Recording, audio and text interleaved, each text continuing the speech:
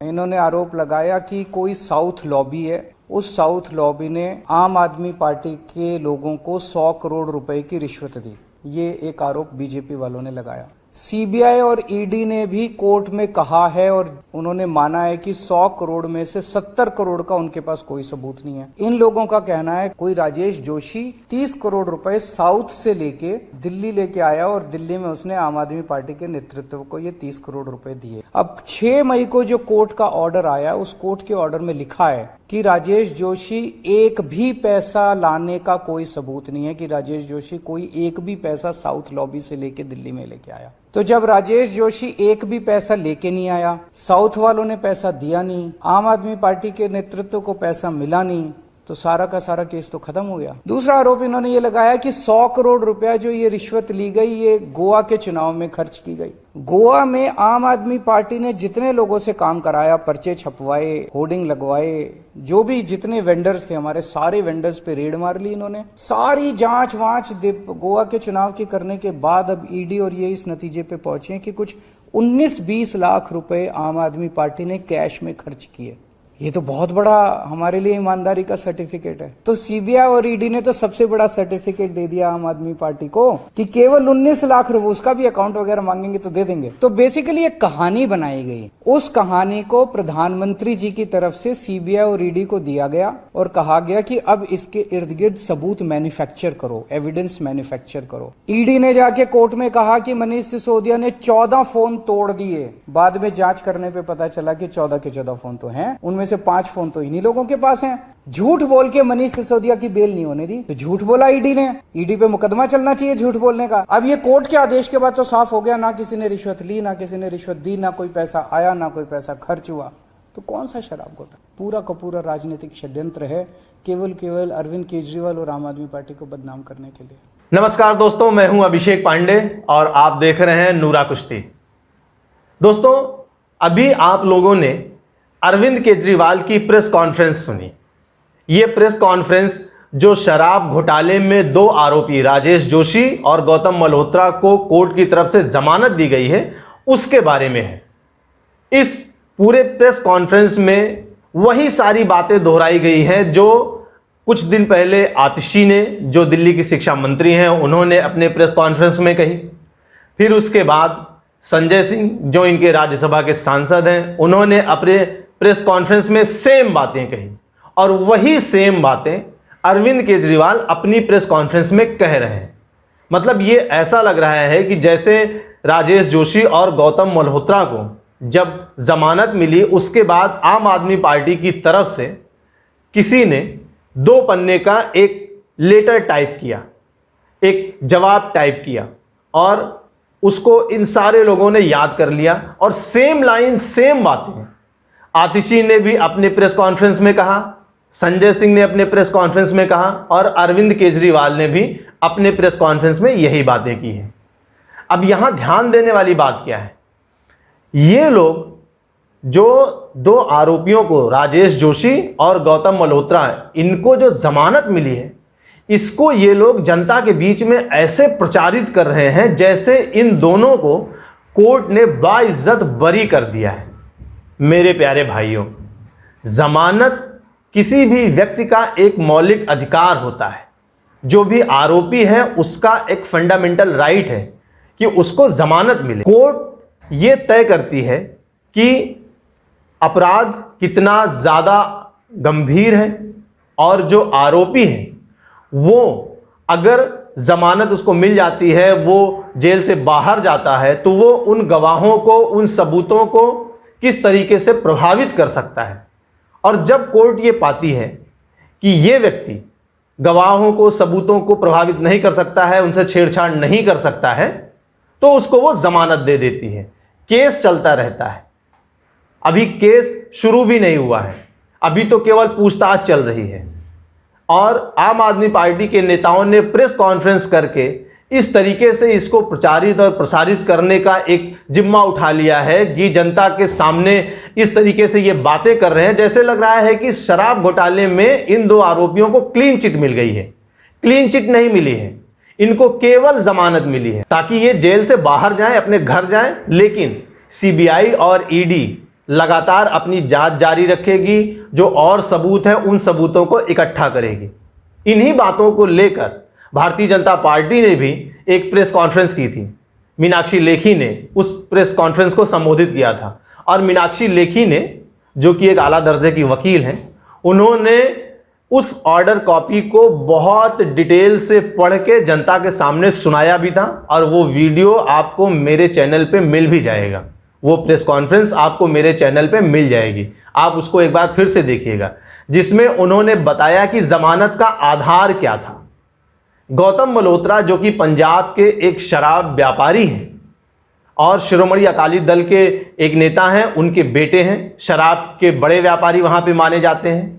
उनके वकील ने, जैसा कि भारतीय जनता पार्टी कह रही है कि उनके वकील ने अदालत में ये बात सामने रखी है कि जो 6% कमीशन लेने की बात कही जा रही है, तो साहब हमसे मुक्का मार के वो कमीशन लिया गया है, हमसे जबरदस्ती की गई है। दरअसल हम आरोपी नहीं, हम तो पीड़ित हैं।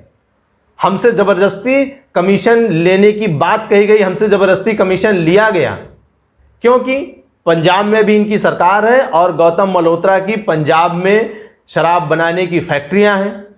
तो उनको ये धमकी दी गई कि अगर तुम इस कमीशन के धंधे में नहीं शामिल होते हो तो पंजाब में तुम्हारा शराब का व्यापार ठप हो जाएगा। अब गौतम मल्होत्रा ठहरे व्यापारी आदमी।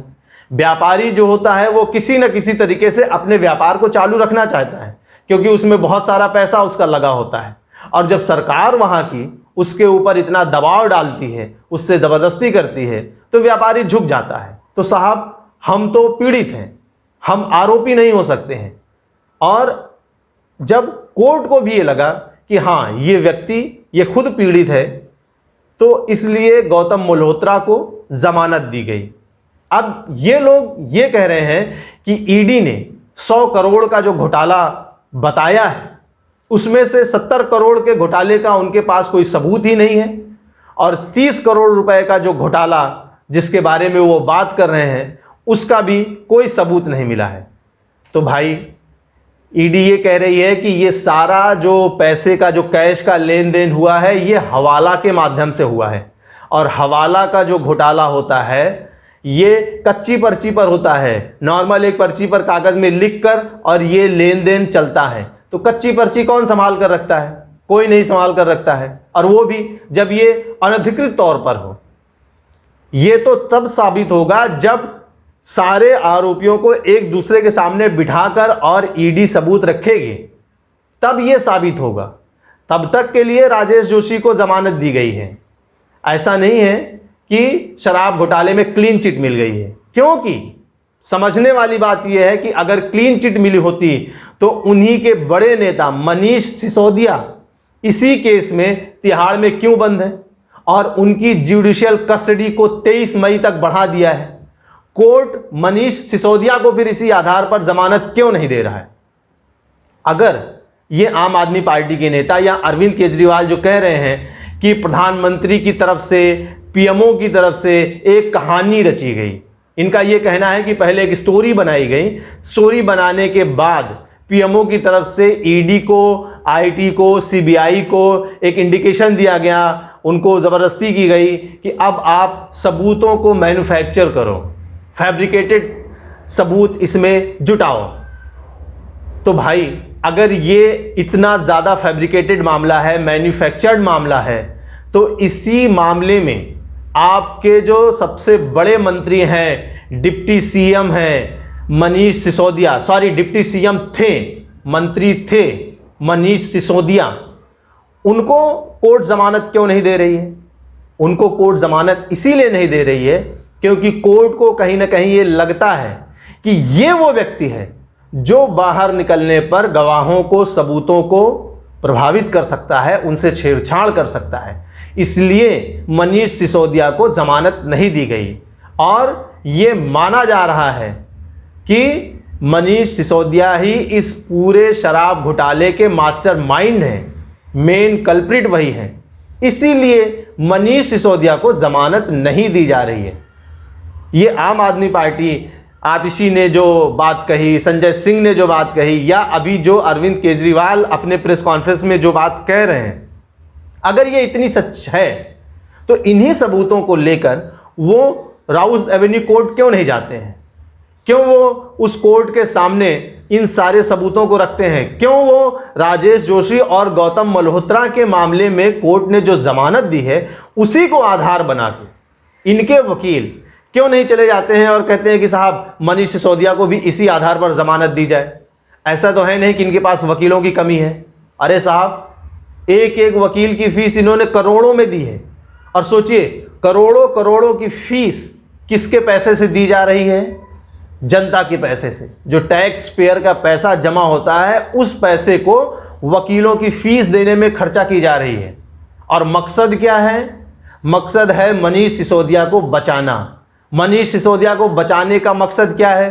क्योंकि अरविंद केजरीवाल, संजय सिंह, राघव चड्ढा, इनको सबको ये बात पता है कि एक लेवल पर जाकर और मनीष सिसोदिया को जब ये लगेगा कि अब मेरे सामने बचने का कोई चारा नहीं है और सारे सबूत एक करके एक जब सामने रख दिए जाएंगे और मनीष सिसोदिया एकदम से फंस जाएंगे, हालांकि वो एकदम से फंस चुके हैं, लेकिन एक लेवल पर जाकर फिर मनीष सिसोदिया टूट सकते हैं।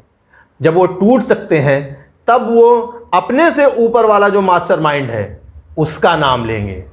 और ये सबको पता है कि मनीष सिसोदिया के ऊपर का जो मास्टरमाइंड है वो कौन है।